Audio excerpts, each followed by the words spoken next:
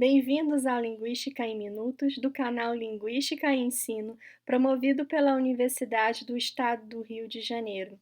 Eu sou a professora Michele Calil dos Santos Alves, sou professora de Linguística do Departamento de Linguística e Filologia da Universidade Federal do Rio de Janeiro. E hoje nós vamos falar sobre psicolinguística. A minha fala está baseada no capítulo intitulado Psicolinguística que eu escrevi para este livro, Ciências da Linguagem e Perspectiva, publicado pela editora Pontes em 2020 e organizado por Débora Massman, Guilherme de Andrade e Tatiana de Souza. Vou colocar a referência dele na descrição do vídeo, tá bom? Bem, a psicolinguística é uma área de interface entre a psicologia e a linguística. Ela estuda os processos psicológicos envolvidos na aquisição da linguagem e na produção e na compreensão de enunciados linguísticos, bem como as alterações linguísticas na neurodivergência e na perda da linguagem. A psicolinguística estuda como a linguagem está representada na mente e como ela é posta em uso em situações concretas de comunicação. A psicolinguística é uma ciência cognitiva.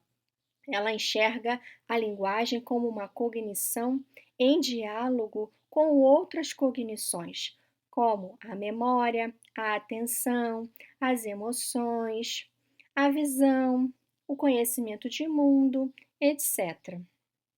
Bem, o nascimento da psicolinguística se dá nos anos 1951.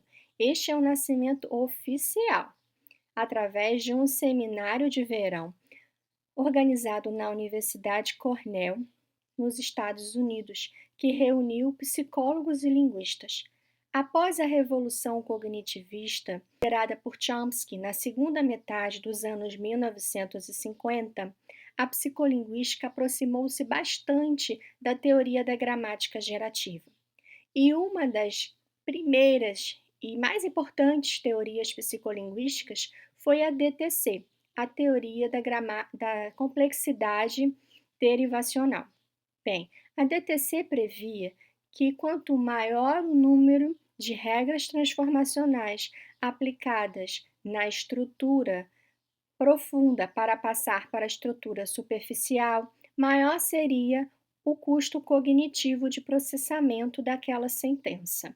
Então, por exemplo, frases interrogativas na voz passiva seriam mais custosas de processar do que frases declarativas na voz ativa.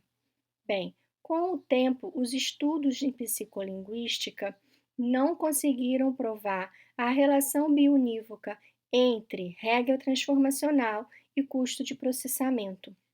Então, a DTC foi derrubada e a psicolinguística se afastou da teoria gerativa e aproximou-se da psicologia. Porém, uma hipótese restou da DTC, a hipótese de que quanto maior é a complexidade sintática de uma frase, maior é o custo do seu processamento cognitivo. Nos anos 1980 e 1990, a teoria chomskyana deu bastante ênfase ao desempenho através dos sistemas de interface, o sistema articulatório-perceptual e o sistema conceitual-intencional. Isso fez com que a psicolinguística aproximasse novamente do gerativismo. Hoje, muitos psicolinguistas são gerativistas, mas nem todos. A psicolinguística não se presta somente a testar as teorias gerativas.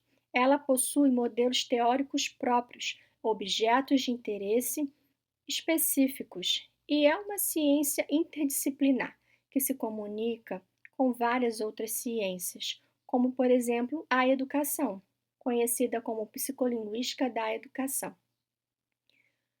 A psicolinguística tem se destacado bastante na subárea da psicolinguística experimental, onde são realizados experimentos com seres humanos, tanto bebês, crianças, adultos, idosos, variados tipos de populações. Existem dois grandes tipos de metodologia experimental: a metodologia online, que investiga o processamento em curso, e a metodologia offline, que investiga o produto do processamento linguístico, ou seja, o que acontece após o processamento linguístico. Então, técnicas como leitura automonitorada e rastreamento ocular são metodologias do tipo online. Na leitura automonitorada, nós medimos o tempo que leva para a pessoa ler uma parte da frase ou um sintagma.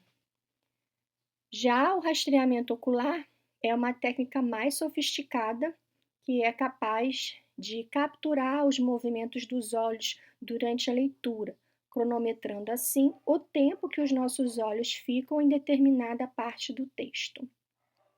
Já as metodologias offline podemos citar como o julgamento de gramaticalidade cronometrado e a decisão lexical.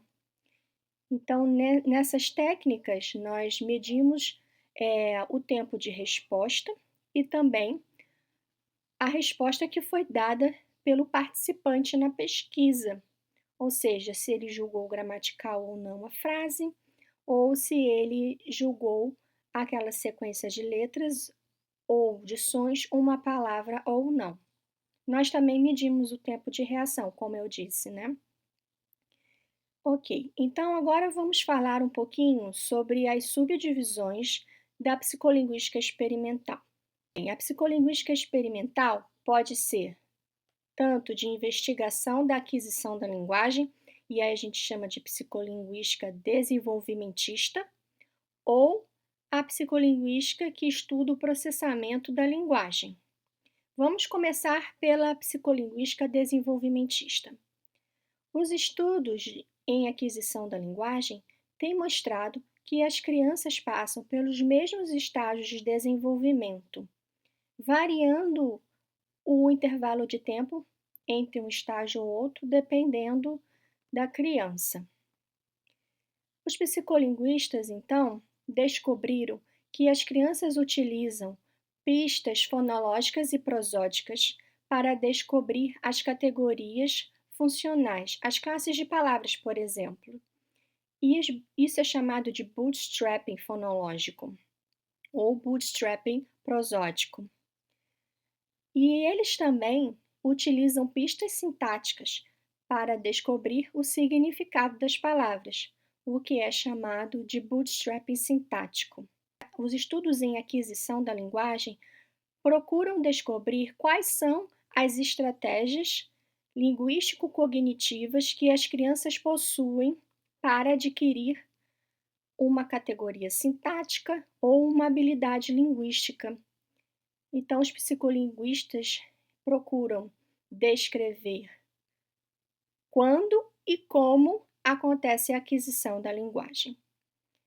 Já na área da psicolinguística, que investiga o processamento linguístico, nós temos mais duas divisões. Aquela que investiga o processamento das palavras, que é o estudo de processamento lexical, e aquela que investiga o processamento das frases, que é de processamento sentencial. Bem, os estudos de processamento de palavras têm mostrado que existe duas grandes estratégias de recuperação de palavras no léxico. A primeira é a chamada de decomposição plena, ou seja, o nosso processador segmenta as palavras em morfemas para poder então recuperá-las no léxico. A outra estratégia é a de recuperação por inteiro, ou seja, sem passar pela segmentação morfológica. Os estudos têm mostrado que nós realizamos os dois tipos de estratégias, ou seja, é o modelo de dupla rota, que vai depender, então, a estratégia a ser escolhida vai depender do contexto e da palavra. Porém, por exemplo, palavras morfologicamente complexas são preferíveis, a estratégia preferível a ser utilizada é a de decomposição plena. Já as palavras que não são morfologicamente complexas e irregulares na língua, preferivelmente utilizam a recuperação por inteiro do léxico. Os estudos têm mostrado que a morfologia tem um destaque muito importante na recuperação das palavras do léxico, sendo a estratégia de decomposição plena a primeira tentativa do processador. Agora, vamos falar um pouquinho sobre os estudos de processamento de sentenças. Vou dar destaque ao processamento da anáfora, que foi objeto de estudo do meu mestrado e doutorado. Bem, para o processamento de anáforas, nós precisamos utilizar da nossa memória para recuperar os antecedentes que foram anteriormente citados no discurso. Então, nos meus estudos do doutorado, eu descobri que a nossa memória ela pode ser afetada por elementos que têm semelhança com o antecedente verdadeiro, semelhanças de traços morfossintáticos.